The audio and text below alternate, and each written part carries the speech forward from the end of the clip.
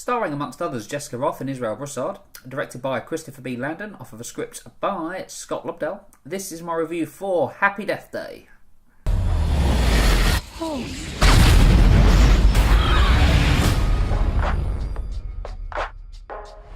Happy Death Day focuses on the character of Tree, who's thankfully named Teresa. Tree's just her nickname, I was worried about that for a second, who finds herself murdered.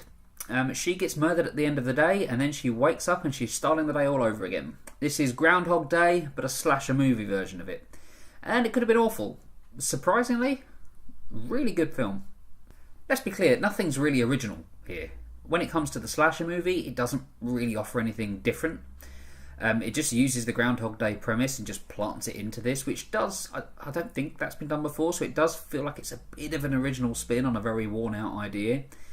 There's so many Groundhog Day style movies and TV shows that it might be a good idea to do a best of list at some day. X-Files, episode Monday, still my favourite. But where this film really does stand apart from other slasher movies is its tone. It's at times a very funny movie, the script is sharp, there's some great dialogue here. And it uses that dialogue in a way that it never feels like it's taking itself too seriously. Yeah, there's violence and there's jump scares, but it does feel like it leans more towards the comedy side of it than it does the scares. The jump scares don't feel overly jumpy. Like, there's a couple that work, but for the most part, they're not too great, but it doesn't matter because after a certain amount of time watching this, you kind of realise that this isn't this film. It's not a film that's setting out to scare you too much as it is to try and make you laugh with some of its characters. And it's good that the script is so sharp because a lot of these characters are horrible, horrible people. Israel Broussard's character Carter's probably the nicest. It's probably the nicest of all of them there, but most other people's are just dicks. And at first, that includes Tree.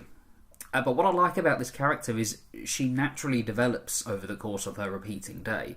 Like, she starts off much like all her friends, just a bit of a knob, but by the end of the movie, she's developed. She's become a much nicer person, and it doesn't feel forced. Obviously, that's the way the script was always going to go. It's hardly a surprise that this happens.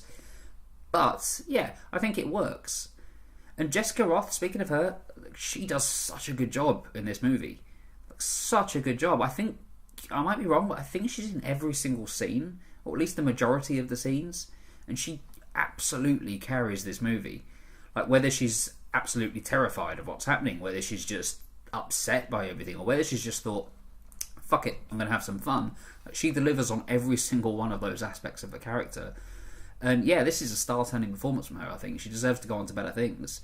And I'm pleased to say it, because originally I did think, why didn't they just get Emma Roberts or somebody to do this? Because she didn't impress me too much for the opening act, I think. But yeah, as it goes on, fully on board with her. I think this is a great performance. Thankfully as well, it wraps up in a satisfying way. There was a point where I thought, okay, it's getting a bit predictable, but then it took a bit of a left turn, and I appreciated that. It took me by surprise, which in slasher movies or sort of murder mystery movies, it doesn't happen all that often. Normally, I've either twigged who it's going to be, or it's somebody so left field that it's like, what? Really? But this one, for me, it worked.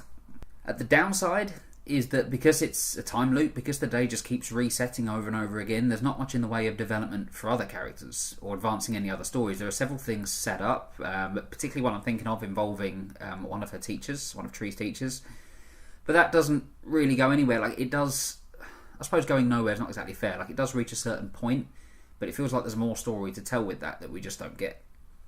There also seems to be a bizarre lack of consequence with some of the things that Tree does. I mean, yeah, the day resets, so she'll be consequence-free at the start of every morning, but up until she goes to sleep, there's one moment in particular towards the end of the movie where I was just like, how is she back at the dorm?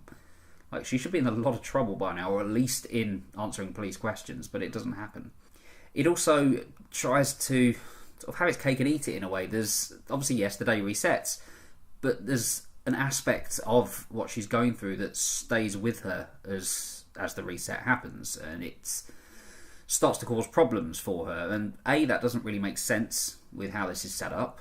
Like, if it's a complete reset, I don't know why it's not a reset for her as well. But also, it's another thing that doesn't really go anywhere. It's not mentioned again, I don't think, any other time. It's certainly not mentioned at the end, and I felt like it needed at least a line of dialogue just to clear that particular bit up.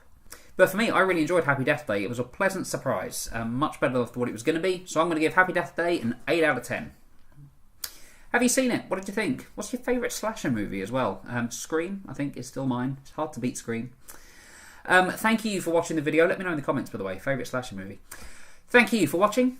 Hit like if you like the video. If you want to see more of them, hit subscribe. You can follow me on Twitter if you just want to read random ramblings at Joe P. Julians, and I'll see you on the next video. Thank you very much for watching. Bye.